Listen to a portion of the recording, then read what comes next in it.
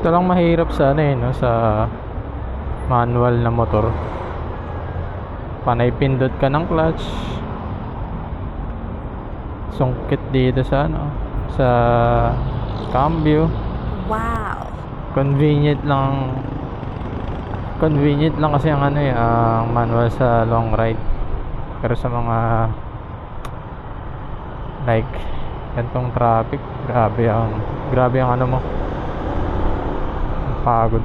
Once na maano ka, maipit ka sa traffic, nakakaangalay din siya sa daliri, sa kamay. Hindi sa paa din. Pero goods lang sa akin to. Sanay naman na ako. Hindi naman ako nagre-reklamo.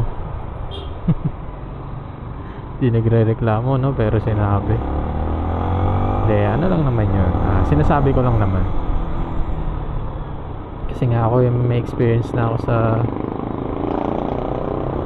manual na motor. Siguro magti 3 years na ngayon taon na hawak ko tong motor na to. So nasanay na lang talaga. Pero meron pa ako mga iibahin dito sa motor na to Baka mag change ako ng pipe. Ano nga ba yung nangyari. Kaya pala napapaisip ako na mag UP na lang muna. Pero ayun, hindi ko sinunod yung ano ko, yung hula ko. Wow. Dito tayo ngayon sa matraffic. Sumulong. Sana makabiyahe ulit tayo ng Lalamove. Wala na kasi tayong biyahe ng Lalamove. Huling biyahe natin December tuloy, January. First week yata ng January, nakadalawang biyahe tayo. Kaso nga lang, yung pangalawang biyahe ko hindi ko na-upload kasi parang tinumal ako doon. Suggest nga kayo mga tol kung ano ang magandang aftermarket na pwedeng pagandahin natin yung sniper natin.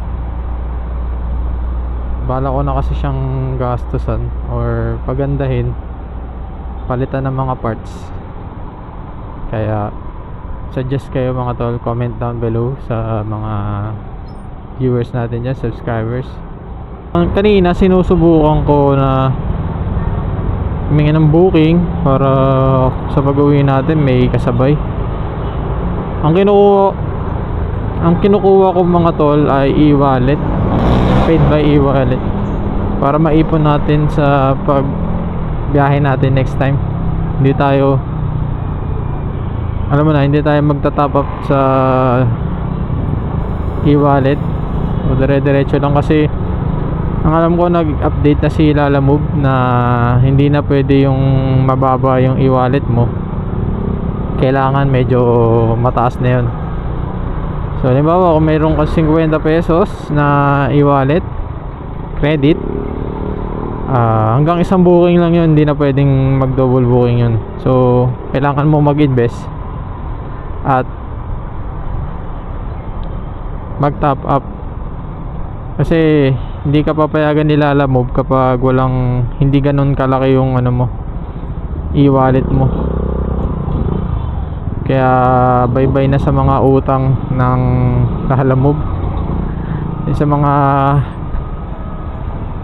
mahilig umutang sa Lalamove na naka-negative yung mga ano nila, e-wallet nila. Dati kasi 'di ba, ang gaya nito, ayan, meron akong 350 pesos sa e-wallet. Pag yan naging 100, pwedeng mga nasa 2-3 yan. Pero depende sa layo, dahil hindi natin alam kung magkano ang i-deduct ni Lalamove. Depende sa layo. halimbawa nakakuha ako ng 2 booking na ang kaltas ay nasa 40 pesos, and then kukuha ulit ako ng sa pang-booking, which is magiging 3rd booking na siya, ay hindi na ako i-allowed ni Lalamove na kumuha ulit ng booking, dahil nga kailangan magta-top up ka na nun.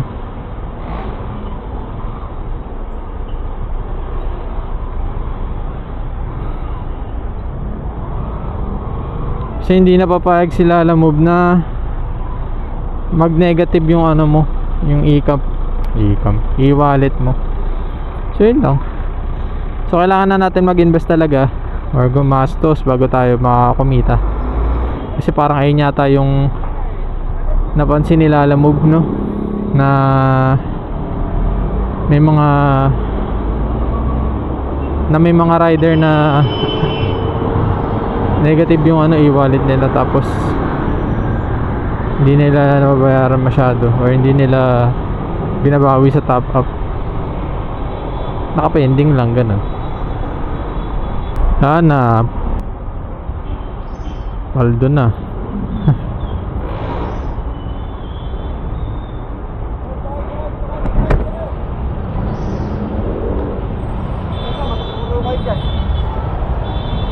Huli yun, si Wigo.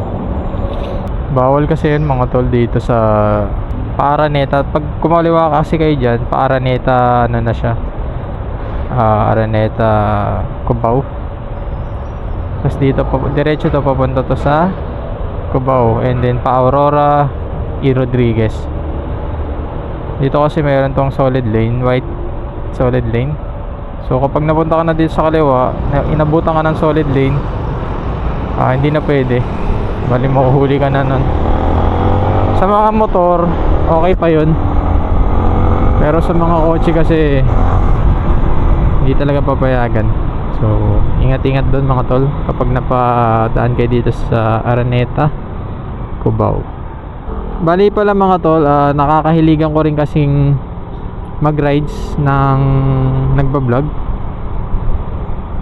So dahil kasi kaya kasi ako talaga ako nag-vlog, dahil gusto ko mag-rides or i-documents yung mga pinupuntahan ko ng nakamotor, kung hindi man nakamotor, kung saan, ganun.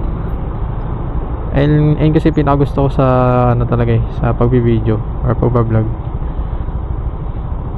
So yun, kung sakali na mag-upload ako ng mga rides ko kahit saan, Batangas, Aurora, Pangasinan, no? Sana manood kayo.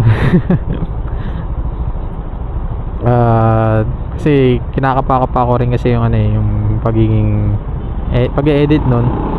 Kasi alam ko yun, mahaba yung video na yun, pero try natin iklian. Puro mga montage lang talaga, pero di maiwasan kasi mahaba, kasi sobrang haba din ang biyahe, tuloy-tuloy pa.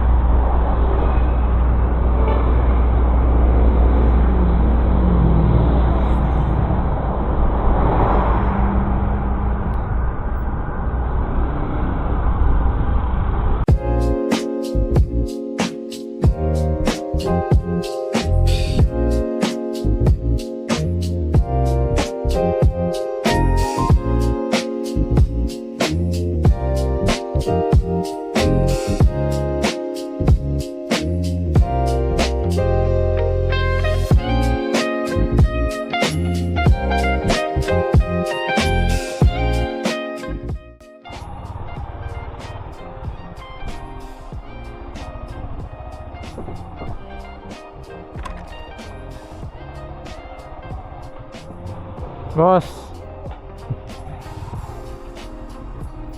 Okay mga tol. Dito na lang tayo. Park na tayo.